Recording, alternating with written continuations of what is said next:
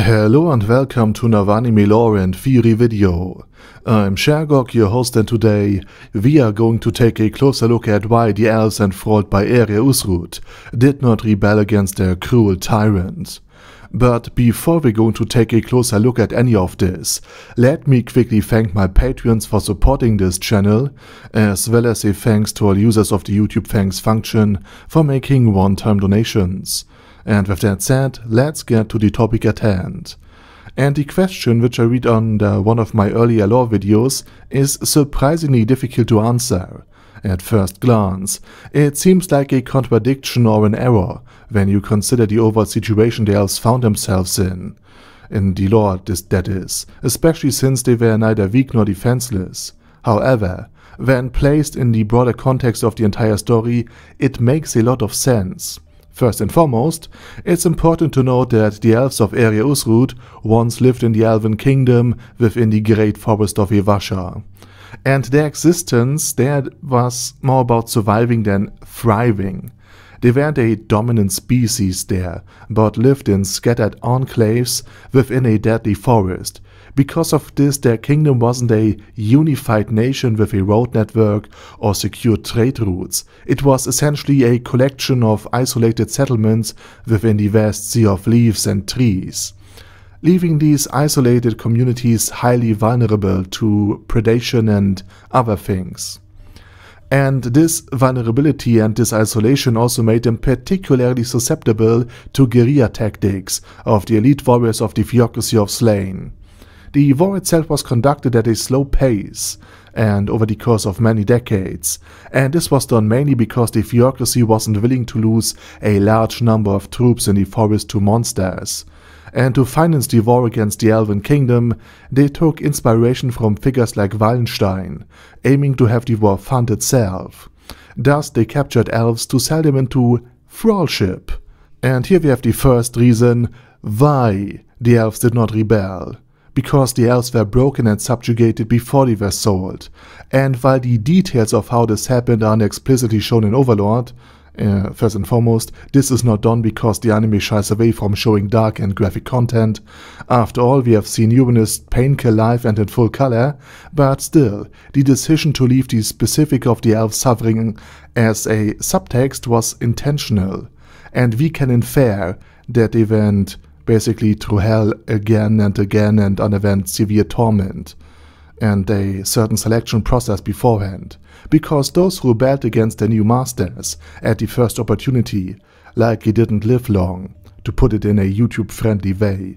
Likewise, those who chose to end their lives rather than to be captured, perhaps fighting to the end with a bow in hand, were also not among those sold to the highest bidder. In other words, the elves who didn't immediately rebel or who endured their fate rather than actively resist it and perish were the ones who survived. So the three elves we later see with Erya Uzruth were survivors, and not representative of the average elf, but rather the subset that managed to endure. And the identity of elves were also systematically attacked during the enthrallment. For example, their ears were mutilated to humiliate them and make them visually aligned with human society. And this served as both a physical and a psychological blow, reinforcing a feeling of inferiority and fear. And the goal was to instill a deep sense of helplessness, the certainty that rebellion was futile and would end in a disaster. And also to make them feel that even their own bodies no longer belonged to them, but to another.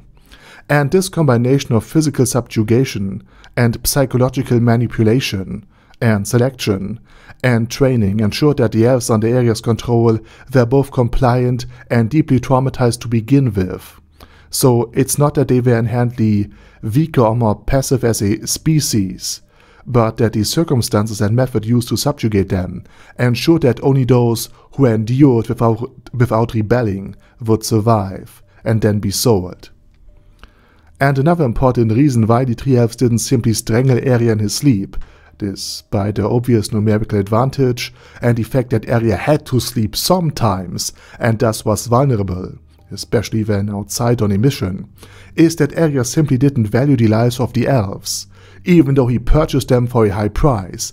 Their well-being was of no concern to him. For example, Erya would send one of the elves ahead of him to scout, and on the one hand, their superior senses allowed them to detect traps, of which were plenty in the Great Tomb of Nezarec to say the absolute least.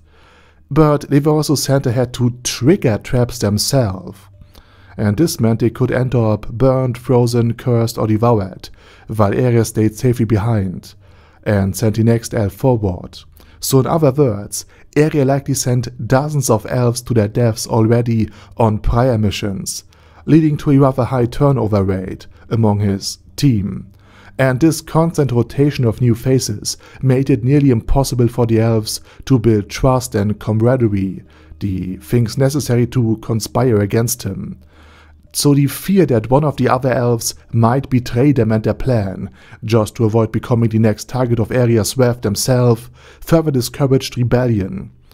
And this lack of trust caused by the high mortality rate amongst Erya's servants was another unintentional but effective form of repression. Additionally, Erya was a formidable fighter. While he couldn't match warriors like Gazef Stronov or Brain Anglaus, let alone Einzel Gorn or his floor guardians, he was still a highly skilled swordsman, even without external buffs or healing. Erya was strong enough to take on entire barracks of regular soldiers single-handedly, and this meant that even if the three elves attempted to attack him together, their chances of success were slim. They were unarmed, alone, and up against someone who could endure significant damage and deliver fatal strikes in an instant. So to even land the first blow, they'd have to get dangerously close, leaving them within mere seconds of a potentially deadly blow. And essentially the entire fight would be over in seconds as well. Also because they feared Erya more than the monsters of the tomb or the misery of living under his rule, the elves were even willing to buff and heal him. They did so even when he suffered serious injury, such as losing a single limb during a fight. However, with all of that said, there were limits to these kind of supportive actions. The elves knew that Erya's main threat came from his sword and his arms, and without those, and if he was already seriously wounded, he would no longer be stronger than the three of them combined. And this is precisely why they ultimately didn't assist him when he was grievously injured during the attack by Hamuske. And this is not something that the elves were unaware of. You know the possibility that Erya will be defeated one day. So the elves likely hoped that one day one of Erya's many enemies would prove stronger than him, ultimately defeating him so they could escape without risking their own lives. And even after Erya was defeated by Hamuske, the elves were still hesitant and cautious, though they despised and resented him for everything he had done to them. Their fear and the psychological control he had exerted over them still lingered. So when they kicked him, they did it very hesitantly and very meekly. They were still enthralled to a certain degree. They were still fearful, and this very fear and learned helplessness played a significant role in their hesitant and cautious behavior. And to summarize this video, there are 3 reasons why the 3 elves did not rebel against Erya Uzruth. First and foremost, they had been captured and broken before being sold to Erya, as evidenced by the cut of ears. This also meant that anyone who did rebel at the first chance likely didn't even make it to the market. Secondly, there was a very high turnover rate among the elves, so the 3 likely didn't know each other for very long, so they lacked trust and familiarity. And thirdly, they were waiting for a stronger opponent to defeat Erya for them, so that they wouldn't have to risk their own lives. And with that said, now it's your turn. What are your thoughts on the topic? What do you think about the fate of the elves and how everything played out in the end? Let me know it down in the comment section. And with that said, please check out my German channel, my fantasy channel, and if you don't want to listen to my voice or accent, but are still interested in the things I have to say, I have made an AI channel, narrated by almost a woman, where I use AI voiceovers for my videos. And the channels are all linked down in the video description. Also, please check out my Patreon if you want to support me beyond just leaving a like or sub. And with that said, I say thank you very much for watching. Thanks to my Patreons for supporting this channel. And special thanks to Ada Daddy Ada, ASK, Bad Guy Ye, Bad Burrito 316, Bezer, Ben C, Brandon D, Chrissy, Crowley 0221, Sia, Crystal Prime, Dead Slime, Death is Mercy, Deathless Dragonlord, Demon Xenomorph 1987, Devin Downen, Ding Dong, Dan Pep, Dragonlord Placido Saxophone, Duckwagon, Dunkler Krieger, Dystopia, Dystopia II, Enigmatic Unicorn, Feral Shivan, Guy with That Head, Hector Marino, Hoss, Huster, Jacob G, Jana B, Jason,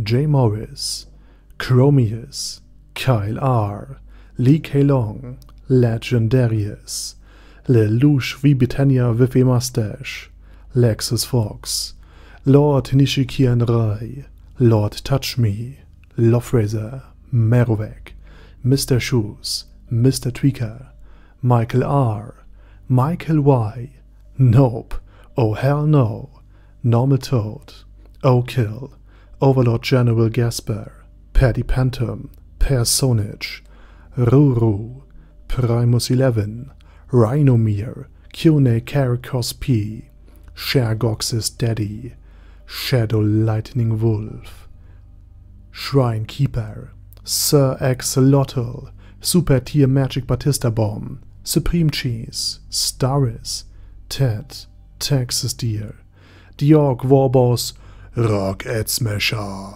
T.E. Wang, Vash Hawkeye, Vegito 27, Venture Fanatic, Wilhelm, Zinukai, and Sonagon. Thanks guys.